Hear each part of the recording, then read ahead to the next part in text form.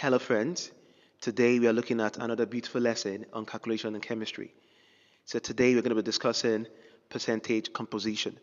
In our previous lesson we discussed molecular mass.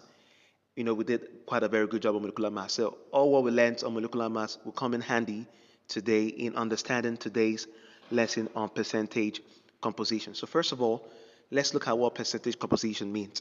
Now percentage composition is simply the percentage portion of an atom or molecule of a given element in a given compound. So when we talk about percentage composition, we're talking about the percentage portion of a given atom or molecule in a given compound.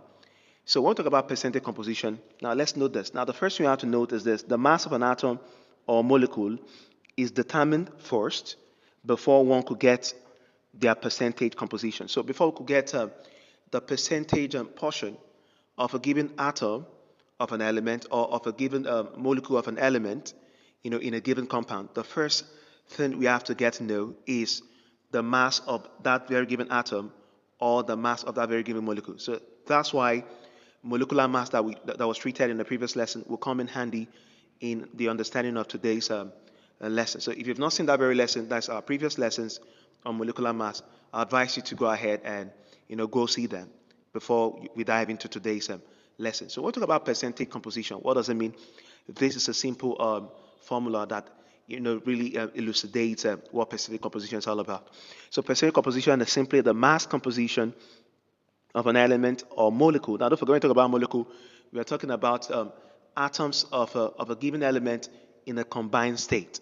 So we talk about just an atom. We're talking about just one atom of an element. But when we talk about molecule, we're talking about two or more atoms, either identical atoms or non-identical atoms.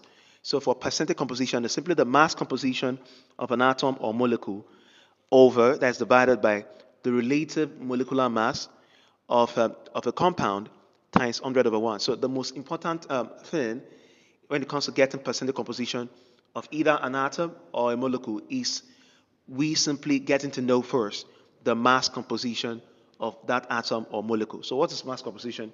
We treated it already. For example, oxygen has an atomic mass unit of 16. All those things that were treated in the previous lesson, they will surely come in handy for us to understand what we're about to take, percentage composition. Okay, it's time to look at some worked examples. So we're going to be looking at two major examples. So this is the first worked example. Now look at this. Calculate the percentage composition of each of the elements in sodium trioxocarbonate 4. Now sodium trioxocarbonate 4 is a major compound. So we are asked to get the percentage composition of each of the elements that make up sodium trioxocarbonate 4 or sodium carbonate. Now don't forget, we've been given our atomic mass unit for each of the elements. Sodium has an atomic mass unit of 23, carbon 12, oxygen is 16. So the first thing we have to do is to write out the chemical formula for sodium trioxocarbonate 4, and that's very simple. So we're talking about sodium. Sodium has a valency of 1. We all know that. Then CO3, trioxocarbonate 4, has a valency of 2. So what do we do? The next thing we have to do is to cross multiply. So we have a sodium with 2 atoms right now, and CO3 already with just 1 atom. So that is NaCO3. Now this is a major compound we're working on. So now as you can see, yeah, sodium has 2 atoms. Carbon has 1 atom. Oxygen has 3 atoms. So this ones with more than 1 atom, we can call them a molecule. We can call this a molecule. We can call this a molecule, or we can call this just an atom because it just has an atom, just 1 atom. Carbon has just 1 atom, so this is an atom. You can call this 2 atoms of sodium, you can call it a molecule. 3 atoms of oxygen, you call it a molecule also. Don't forget that for molecules, we're talking about 2 or more atoms in a combined state. So how do we get the percentage composition of each of the elements that make up this very compound? Don't forget the very formula out there. The first thing we have to do, don't forget we have a mass composition of the atom or molecule that has been discussed over relative molecular mass of the compound as a whole, and then times 100/1. This is the percentage we're talking about. But first of all, we have to get the mass composition.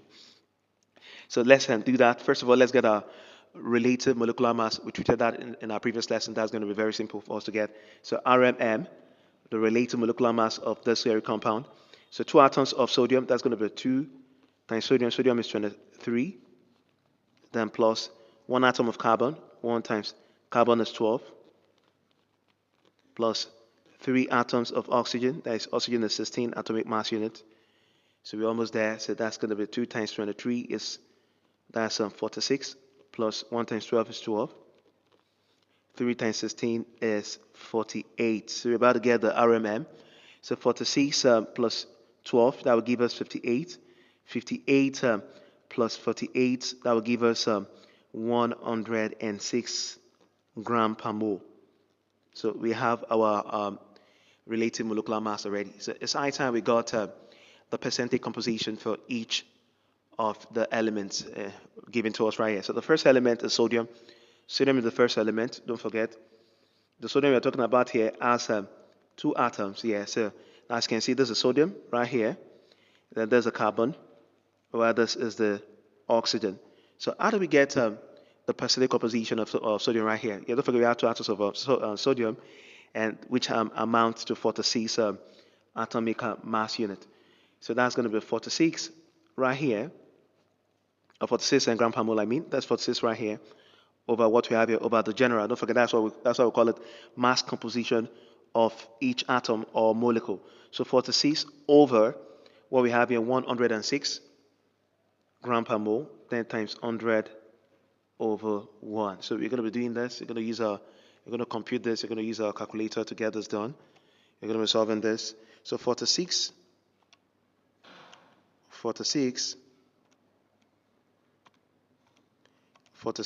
times 100 divided by 106. That will give us 43.396. That's 43.4. That will give us 43.4%. That is that for sodium. So let's quickly get the percentage composition for carbon. So the carbon, just 1 atom of carbon. Just 1 atom of carbon. Carbon is 12. You can see that there's the final stuff here. Carbon is 12 gram per mole over 106 times 100 over 1. We're going to be doing the same thing. Let's use our calculator to get that to solve that. So that's 12 times 100 divided by 106. That will give us 11.3. That's 11.3%. That's a percentage composition. That means out of sodium tricarbonate 4, we have 11.3% of carbon in sodium tricarbonate 4. So the very last one, which is oxygen, 3 atoms of oxygen. Now we can get this in different ways. You can use our mathematics understanding to get this. And don't forget, everything will amount to 100% by the time you add them. So we can say for 3.4 plus 11.3, now we're going to get something that we use 100% to subtract the summation of those two. We can use that and to get this. So whichever one we want to use, or we could also use this very stuff here, which is 48. It has the greatest mass composition, so it's going to have the highest. It's going to have the highest percentage composition also. So 48 out of 106 times 100 over 1. Now let's solve that. We could use our calculator also. So it's 48 times 100 divided by 106. That will give us 45.28, which is 45.3. 45.3%. Now, by the time you sum up all this, you're going to end up with 100%. As simple as ABC. This is how to get the percentage composition for the various elements of various compounds. So the first thing you have to do, look at the formula up there, get the mass composition of each of the elements. Then after that, they must have gotten the related molecular mass already of the compound. So when you get that, you get the ratio times 100 over 1. You're good to go. As simple as that. Okay, this is the second and final example for today on percentage composition. Now we're asked to get the percentage composition of water of crystallization in magnesium tetraoxosulfate 6 octahydrate. Now, you all know what water crystallization is all about. Probably for those who did not see the previous lesson, they may wonder what this is all about, but it's still a part of a major compound. We're talking about water crystallization. So we are asked to get the percentage composition of water crystallization in this very compound, magnesium sulfate octahydrate. Now, the first thing you have to do, before you could even dream of getting the percentage composition, the first thing you have to do is to write out the correct chemical formula for this very compound. So let's get that done. Magnesium has a valency of 2. So tetraoxosulfate 6 is SO4, has a valency of 2 also. So by the time we bring them together, we end up with Mg2 SO4 2 in bracket. The 2 takes out this 2. So we have MgSO4, magnesium sulfate. Now octa is 8. So we have 8 crystals or 8 molecules of water involved in this compound. So that'll be 8H2O. So first of all, let's get the atomic mass unit for each of these elements. So magnesium is 24. We all know that. So sulfur is 32.